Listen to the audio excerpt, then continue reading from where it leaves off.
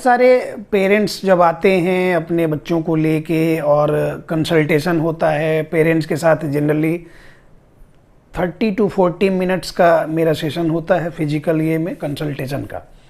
तो उसमें कंसल्टेशन है, पेरेंट्स से बात करना, उनका काउंसलिंग, उनके सवाल जवाब लेना, इन सारी बातों पे जब बात करते हैं हम पेरेंट्स से, तो बहुत सारे लोग कहते हैं कि सर सब बात तो ठीक है, लेकिन कैसे समझ आए हमको इनिशियली कि जो पेडियाट्रिशियन के पास लेके गए वो कहता है कि ये कुछ दवा दे रहे हैं, ब्रेन टॉनिक है, बस ये दीजिए, कहीं थेरेपी में लेके जाने की ज़रूरत नहीं, थेरेपी से क्या होगा, अब दिमाग से प्रॉब्लम है, ये दवा दीजिए तो उससे ये हो जाएगा, ठीक हो जाएगा। फिर 3-4 महीने तक दवा दिए, कुछ नहीं दिखा और प्रॉब्लम बढ़ी, तो कहीं थेरेपी सेंटर लेके गए, वहाँ थेरेपिस्ट अगर स्पीच थेरेपी में लेके चले गए तो वो कहेगा कि स्पीच थेरेपी कराइए, तो उससे आपका बच्चा ठीक हो जाएगा, बोलने लग जाएगा। 2-3 महीने स्पीच थेरेपी भी कराए, कुछ सुधार तो नहीं हुआ, बड़बड़ाने लग गया सो अलग। उसके बाद कहीं से पता चला ऑक्यूपेशनल थेरेपी में लेके जाएं, ऑक्यूपेशनल थेरेपी में लेके गए तो उन लोग दिन भर व्हील बैरो वॉक करवाता और जंपिंग करवाता, बच्चे की प्रॉब्लम वहाँ भी बढ़ गई। उसके बाद कहीं देखे कोई आयुर्वेद वाला डॉक्टर है, कोई होम्योपैथी का डॉक्टर है, कोई कुछ कह रहा है, कोई कुछ कह रहा है, तो फिर यूट्यूब पे कोई मेंटर मिल गया, मेंटर अलग जादुई छड़ी और जादुई झाड़ू देता है, और ये सारी चीज़ों में हमारा समय निकलता गया, समझ नहीं आया क्या करें नहीं करें। तो कैसे समझ आए कि जेन्युइन क्या है, किस पे भरोसा करें किस पे ना करें, और भरोसा करें ना करें एक बात है, हमारा बच्चा ठीक कैसे हो, क्योंकि साल भर से हम कहीं कहीं कहीं कहीं ये सारी चक्करों में पड़े रहे, कुछ भी नहीं हो पाया, ठीक कैसे हो।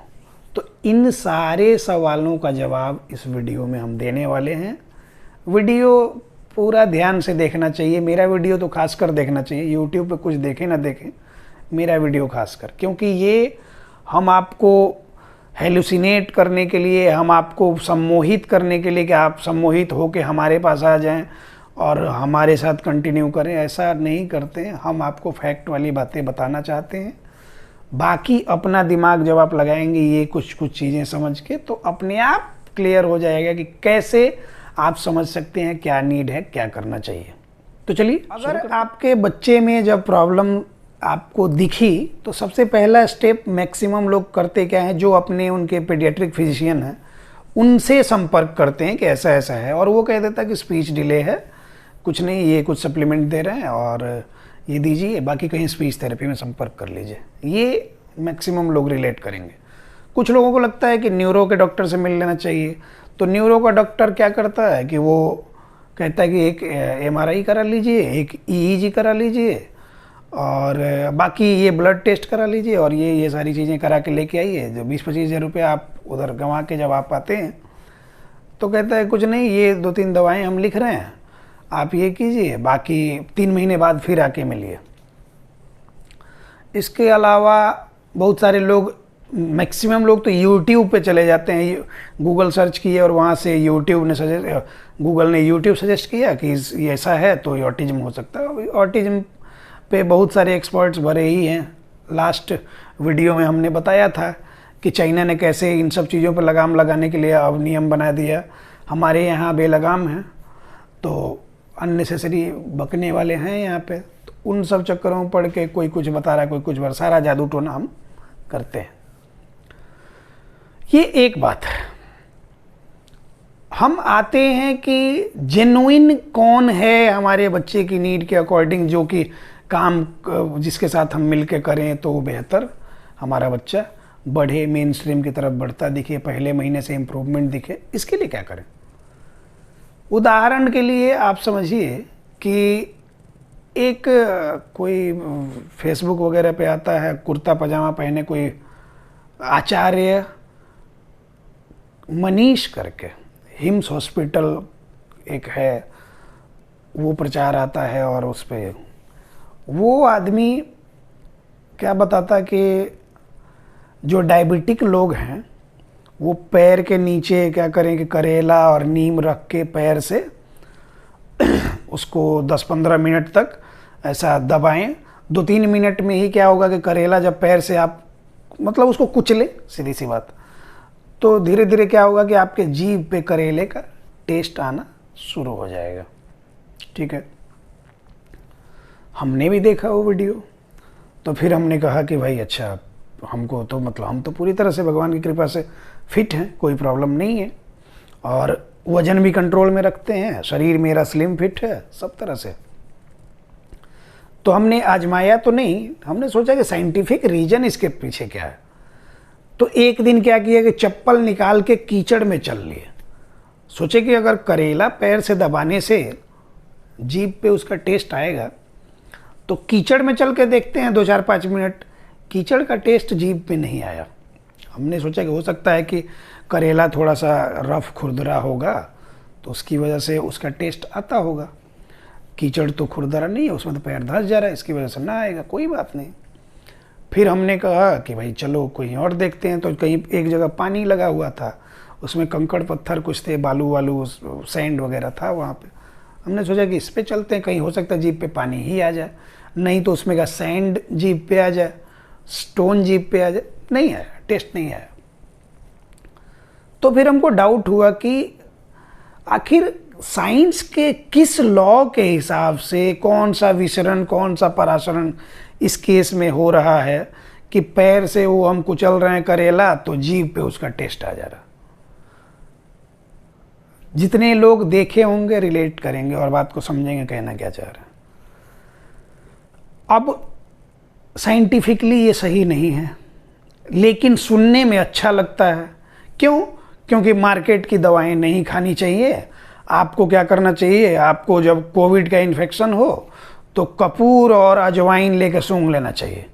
कोविड के टाइम में चल रहा था बड़ा ये फेसबुक पे कि कपूर अजवाइन पोटली बना के सूंघिए। बहुत सारे लोग को सांस की प्रॉब्लम होने लग गई, उनको अलग इन्फेक्शन, रेस्पिरेटरी ट्रैक का इन्फेक्शन डेवलप हो गया, क्योंकि उस तरह का कोई इलाज ही नहीं हो सकता, रिएक्शन कर जाए। बहुत सारे लोगों को कपूर से एलर्जी हो सकती है, तो वो एक अलग प्रॉब्लम डेवलप कर गई। लेकिन चूंकि हमको लगता है कि नहीं, ये देसी कुछ नुस्खा बताया जा रहा है जो कि पूरी दुनिया में सबसे अमृतमय है, इसलिए हम मान लेते हैं उस बात को।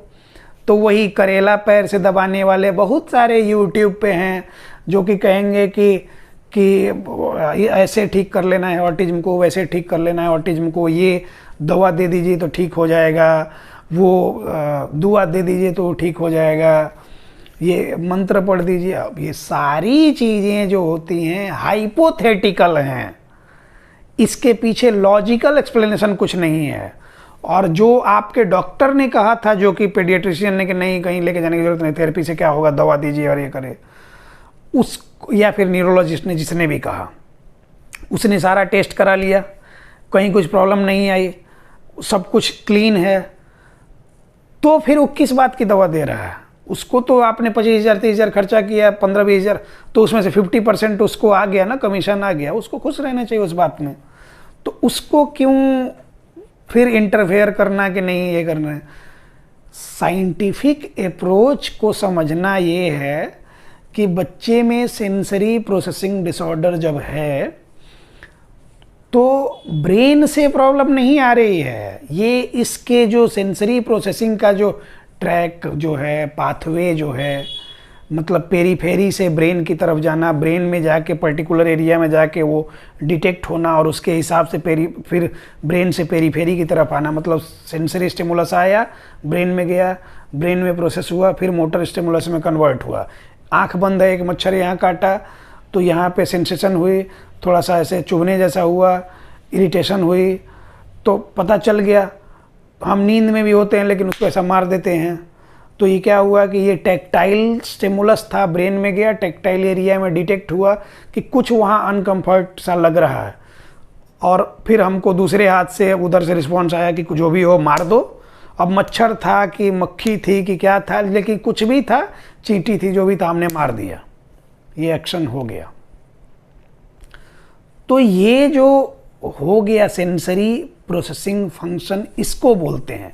जिनमें इंटैक्ट है तुरंत इस पे रिस्पॉन्स आ गया, जिनमें डिले है, जिनमें ये इसका ही डिसऑर्डर है, उनमें रिस्पॉन्स तुरंत नहीं आया। तो प्रॉब्लम इधर है, इधर नहीं है। तो जब प्रॉब्लम इधर है तो सेंसरी इंटीग्रेशन की डिफ़िकल्टी है, तो सेंसरी इंटीग्रेशन थेरेपी चलेगी ना, कि वो आपका 2000 का सीसी पिलाने से कुछ होगा, या फिर करेला पैर से दबाने से कुछ होगा, या फिर मेंटर का गोली लेने से कुछ होगा। ये कितना आसान है समझना। ये नहीं समझ के हम दुनिया भर में भागते रहते हैं। कोई एम्स जाता है, कोई मंगल ग्रह जाता है, कोई कहीं जो जितना बड़ा नाम सुना है वहाँ जाता है, और जितना बड़ा नाम उतनी बड़ी डिसअपॉइंटमेंट लेके आता है, फिर होपलेस हो जाता है। फिर अगर हमारे पास पहुंच गया तो बताया कि ऐसा ऐसा एक्सपीरियंस मिला, फिर होपलेस हो गए, स्ट्रेस, एंजाइटी, डिप्रेशन के शिकार। जब आप खुद बीमार तो बच्चे को क्या ठीक करेंगे? बच्चे को प्रॉब्लम, आपको प्रॉब्लम, प्रॉब्लम ही प्रॉब्लम।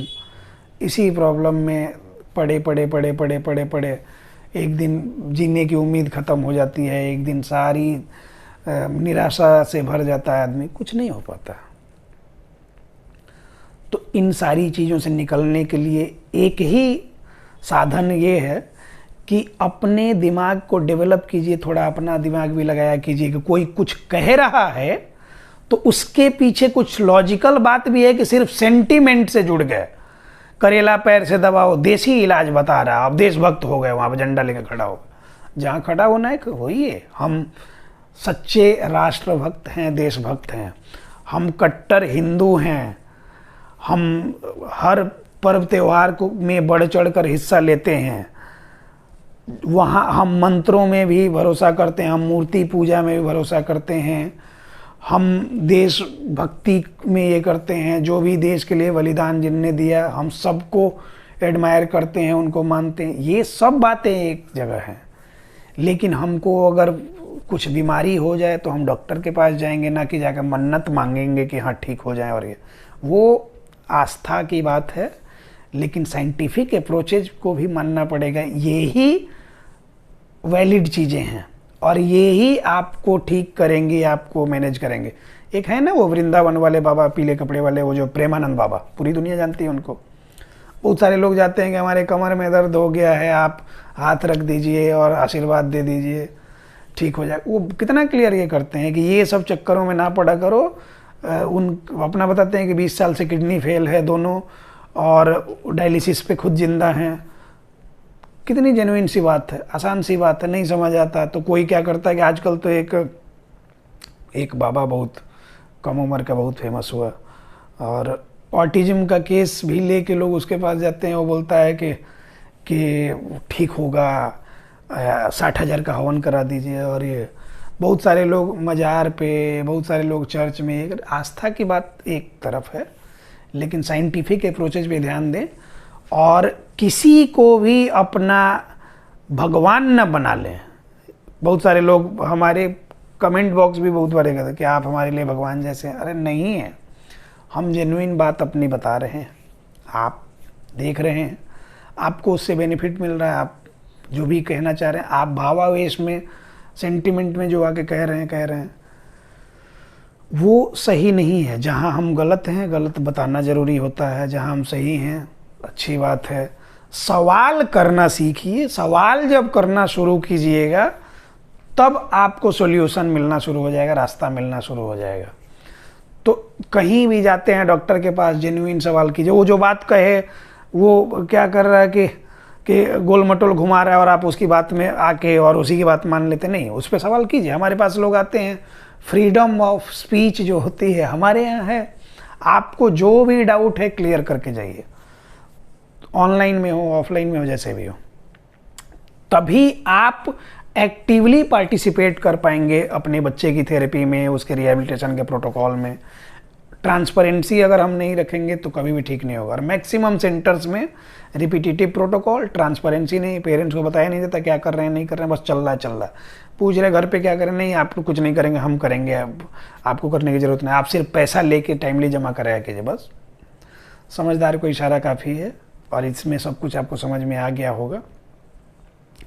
अब जो लोग हमारे साथ जुड़ना चाहते हैं, कंसल्ट करना चाहते हैं, स्क्रीन पे नंबर दिया है, मैनेजमेंट का है।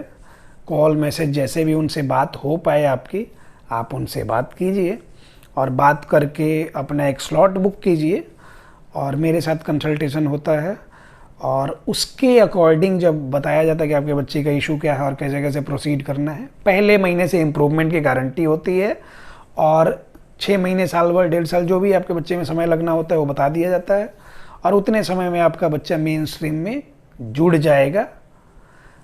उसमें आपकी भी मेहनत ईमानदारी से होती है और आपका बच्चा पूरी तरह से मेन स्ट्रीम से जुड़ता है, इसमें कोई डाउट नहीं है। हज़ारों बच्चे जुड़ गए, आपका बच्चा भी जुड़ जाएगा, अगला नंबर आपका है।